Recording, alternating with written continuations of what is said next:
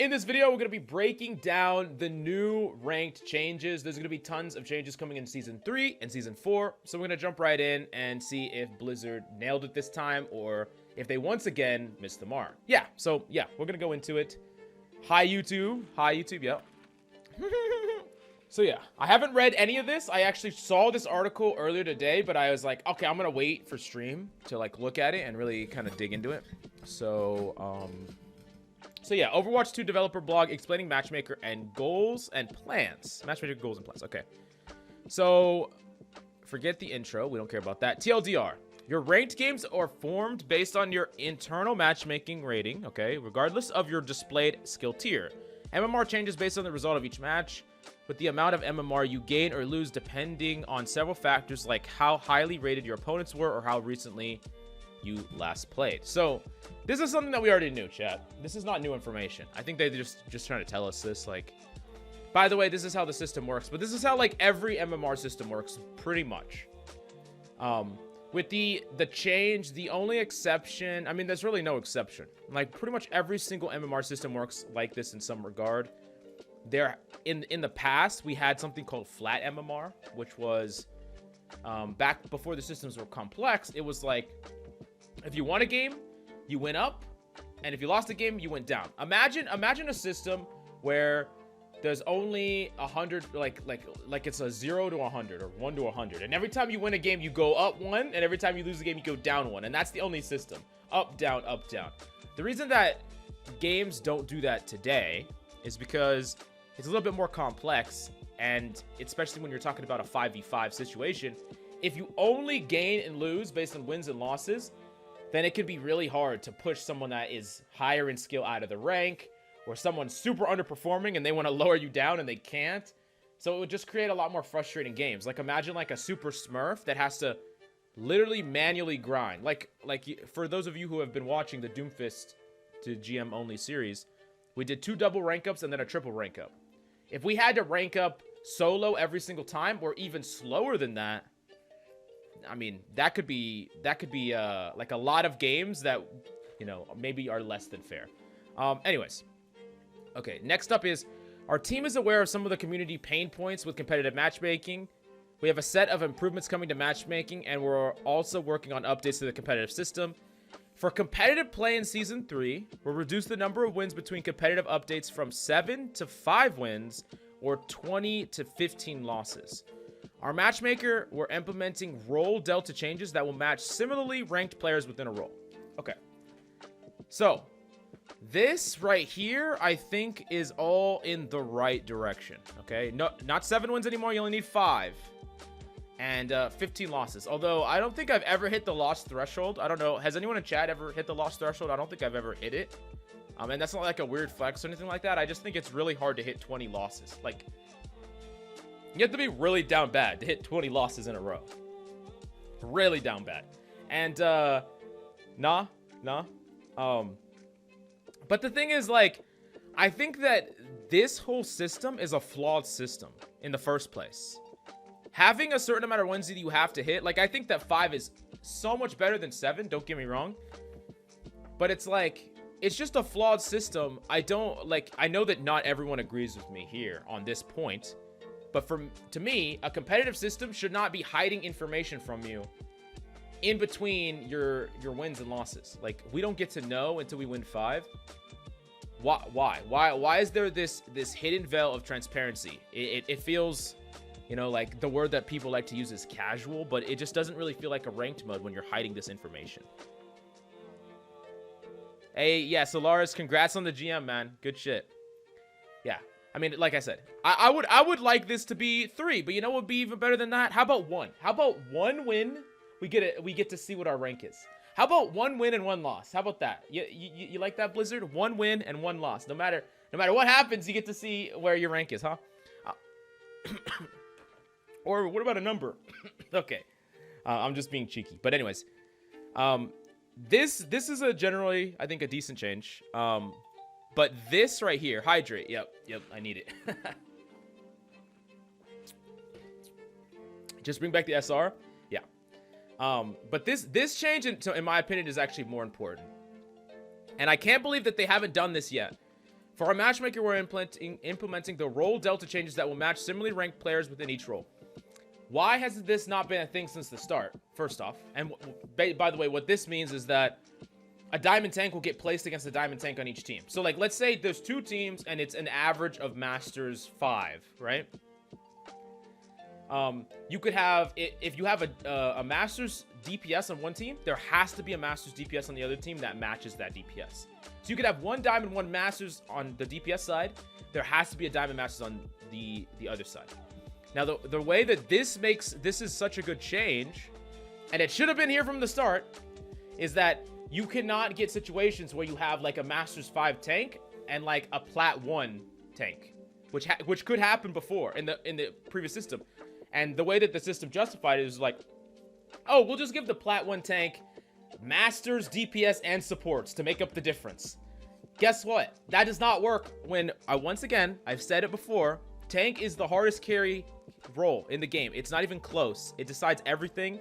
Space creation, pushing, aggression, tempo, everything is decided by the tank. You cannot put a Plat tank up against a Masters tank. It's not fair in the slightest. So yeah, this is going to be such a big change. Like, not every role, and there's certain characters that are just, there's just no equivalency. Like, getting a Masters or a GM Widowmaker on one team sometimes can just completely dominate and take over a game when there's no DPS on the other side that can, like, challenge that person at all. So, anyways, this is a great change. Really big deal. Don't know why it wasn't here from the start, but, you know. Okay. Season 4 will include additional information about your current wins and losses on the competitive update screens. Our team has begun to work on long-term features and updates for both the matchmaker and competitive game mode, and we look forward to sharing more on these plans. Okay, so this is the thing that I think it specifies later on, so let's read more into this, because this is additional information about your current wins and losses. We've seen feedback that having to play as many as 26 matches to get an update has been discouraging for players. Starting with Season 3, you'll get a competitive update with every 5 wins and 15 losses. In the mid-season patch for Season 3, we'll also be updating the UI, so information about your progress towards a competitive update will always be viewable. Okay, so basically it's just going to show you, like, how many wins you have to get to, or how many losses, to get the competitive update. Okay, that's kind of cool.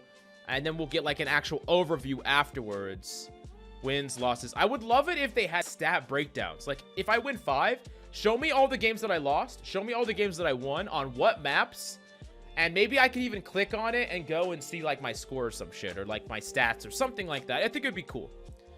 Then they also said at the beginning of our mid-season patch, top 500 players will see their top 500 rank updated after every match. This is going to get the high-ranked players to stop complaining. At least is that. Anyone in top 500 is going to be happy with this. Very happy with this. Starting with Season 4, we're planning to remove seasonal competitive rank resets and all current and past seasonal rank decay.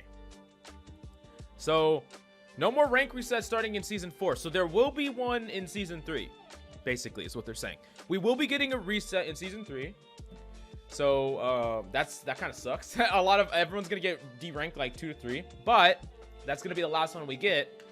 And Season 4, we will not get that. That's interesting. I don't really like the seasonal rank decay in the first place. Now, I might be a little bit biased here, but I just feel like if I grind, like, multiple roles, how much do I have to play to, like, re-grind all those roles? Like, I think it's okay to have a decay if you just assume everyone is a one roll trick, but not everyone has a lot of time to play. And on top of that, some people play multiple roles. It's just like, and you're decaying everyone so much.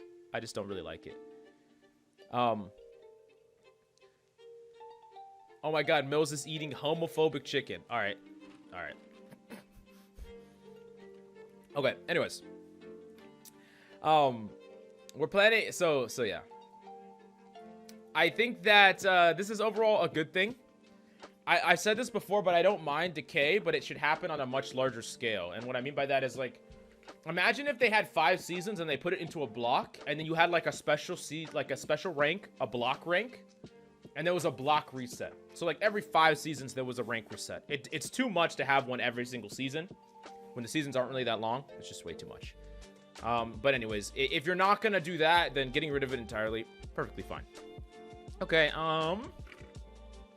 besides that, let's go to the frequently asked questions, because this is a big one. I saw like a couple of snips of this on Twitter. Definitely some controversial stuff, so let's like run through it and talk about it. So yeah, and yeah, the first one is, do you deliberately place players in winners or losers queue? And they said, there is no winners or losers queue in Overwatch. Your current MMR is the only thing the matchmaker takes into consideration when forming your matches. The matchmaker doesn't force a 50% win rate on anyone, nor do we favor certain players over others. At its core, a matchmaker is a mathematical formula used to place similar ranked players together in a match with the goal of creating as fair games as possible. No, this is cap.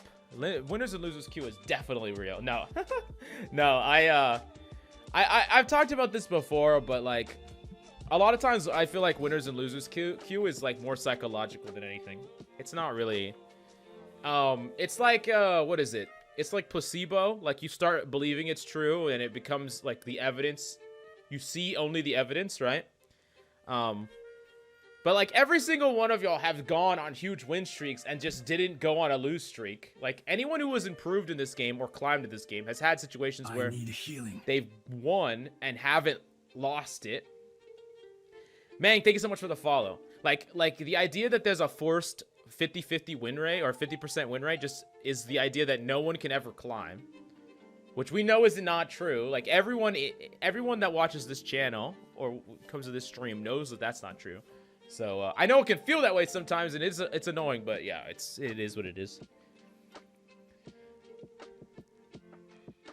I won 4 in a row and lost 4 in a row, and then my duo's PC blew up. Hey yo, yeah, like Blizzard knocked on my door. They okay.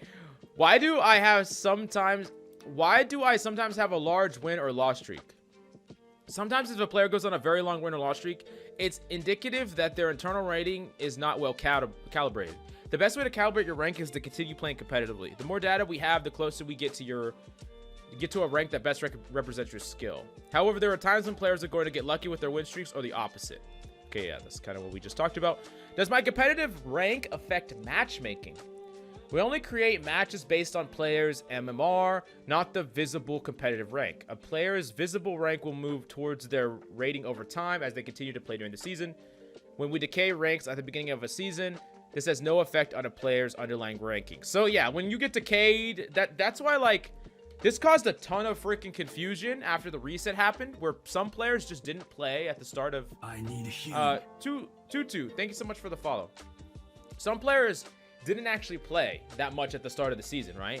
So like they waited like a month into the season, they started playing, and maybe they were masters, but then they got deranked to plat because of the reset. And now they're plat, but they're not really plat. They're playing with people that were masters, but the masters players are like, why do I got a plat on my team? It's obviously not plat. You see how like that confusion could like, once again, this confusion is because of Blizzard. I'm not giving Blizzard a pass on this, but yeah.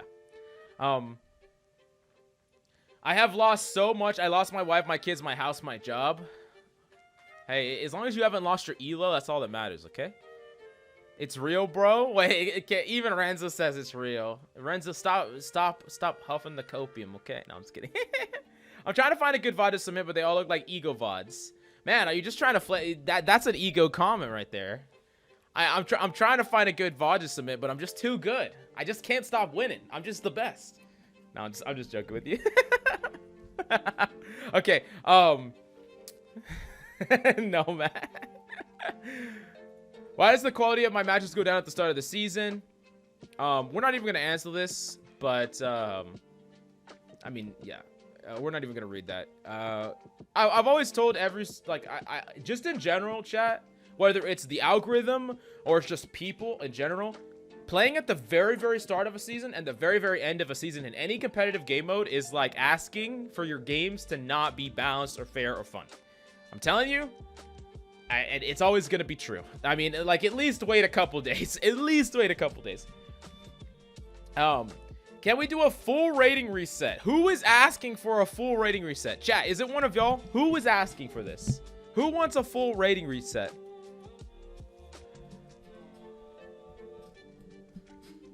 Sheesh.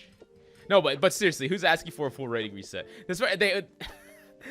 This would cause new players to be matched against Overwatch League pros, which is fun for about 30 seconds.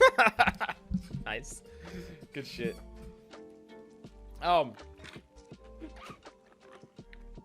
Full rating reset would be nice. What the hell, Renzo? Why are you trolling? The only people who want full rating resets are people that are insanely good and they can like turn it into content and just farm people. Because I'm gonna climb anyways. Yeah, it's the truth. I mean, yeah. But that's the thing, Renzo, is like most people want a full rank reset because they're confident. Like anyone who's not in the high ranks, like everyone in the very high ranks are like, oh, we'll get there. We'll get right back there, and we can stomp our way there, and it's fun. Everyone in the lower ranks say, I want a full rank reset because I think the system put me in the wrong place, and a reset will put me in the right place, which is not true. You're just going to end up in the same spot. Like, that's just how it is, unfortunately. Full rank reset so I can beat up some Overwatch League pros. Hey, so Lars, you can beat them up. Just climb to GM1, and then you can beat them up.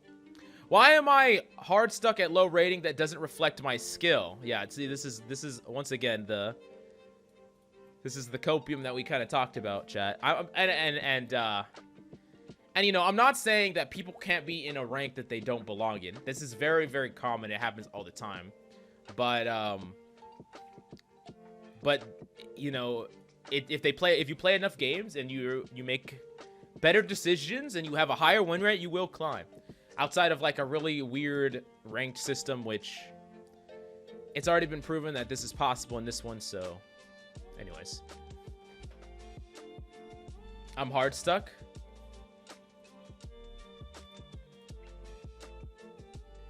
Y'all are all hard stuck in California, so feels bad. I'm surprised they picked so many I'm not bronze questions.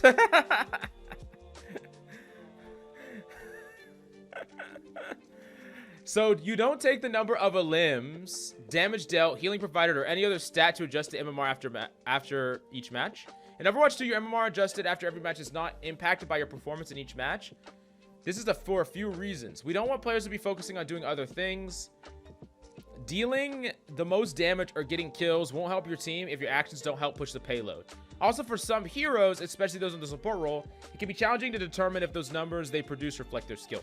This is interesting. This is interesting, chat. This right here, this answer is interesting because in Overwatch 1, they actually did take your performance into account. And a lot of other ranked systems do, but according to this, they do not. The only thing that they take into account is whether you win or lose and what is the disparity between your team and the enemy team. Like, because the enemy could have more MMR. And if you win against a team that has more MMR on their side, like if every single player has an MMR stacking, you win against a team that has higher MMR than you, you could gain more. And if you lose to a team that has lower MMR than you, you could lose more. But what I'm curious about, as far as that is concerned, is does it just take total MMR into account, or does it take the MMR across the roles into account? Because like if a plat tank wins against a Masters tank, which shouldn't really happen in the new system, but in the old system, did it give that plat tank a lot more MMR because the matchup was so lopsided?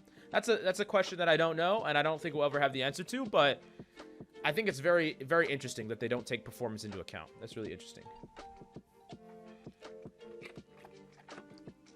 I thought, like, I didn't think that this was true. I actually thought that this was specifically not true.